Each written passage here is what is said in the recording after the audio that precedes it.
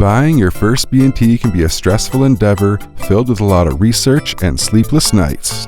And it doesn't seem to be getting any easier as B&T keeps on pumping out new models at every turn, muddying the waters even more.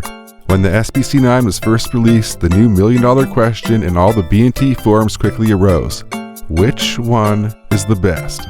And although this exact answer might be too hard to find, quite frankly impossible, there's definitely some pros and some cons to each platform.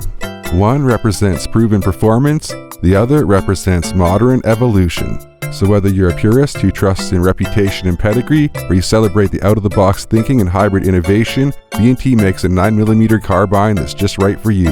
The APC9 is a battle-tested workhorse boasting a monolithic upper receiver, smooth hydraulic-assisted recoil, and a pedigree trusted by military and law enforcement around the world.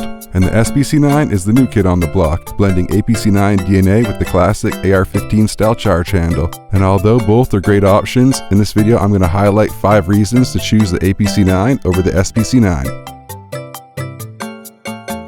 So the first reason to buy the APC9 over the SPC9 is going to be the smaller footprint. The buffer is inside the receiver compared to the external buffer tube on the SPC9. This makes it a lot smaller, and it still comes in the 3 barrel lengths, so if size is a deciding factor in your decision, then you'll want to also look at the APC9K, because that is even smaller. Okay, the second reason to go with the APC9 over the SPC9 is going to be stock options. The APC9 accepts folding stocks and telescoping stocks, which means there's a lot more options. And I'm not shading the SPC9, it's just the APC9 can take a buffer tube adapter that takes mil-spec stocks. It can also take any aftermarket folder with a pick rail adapter. It just takes a lot more stocks. Okay, the third reason to get the APC9 over the SPC9 is going to be if you don't like AR-15s, you don't like the rear charge handle, or you're trained on side charge or MP5, you're going to feel more comfortable and at home on the APC9. You're also going to get that MP5 charge handle on both sides, whereas the SPC9, you're going to have to get an upgrade in order to do that. And that brings us to the fourth reason why you should choose the APC9 over the SPC9, and that is if you want to run a lower optic. The monolithic upper allows you to run a lower optic more comfortably. It also affects the height over bore a little bit. If you were to compare it to an SPC9, it is a lot smaller.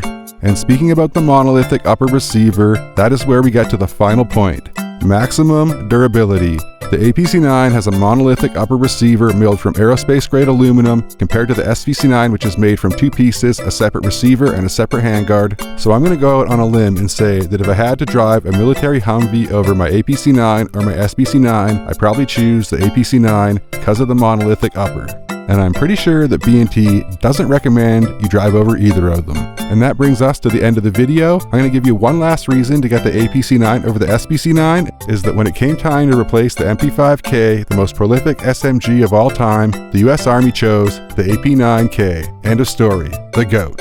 And in conclusion, I just want to say, get the one that makes you feel those B&T butterflies in your stomach. As I've always said, thanks for watching. Be on the lookout for the reverse version of this video where I outline the 5 reasons to get the SPC9 over the APC9. And if you like the B&T content, please consider smashing that subscribe button for your boy so I can keep bringing you the best B&T content on YouTube. Until next time, peace.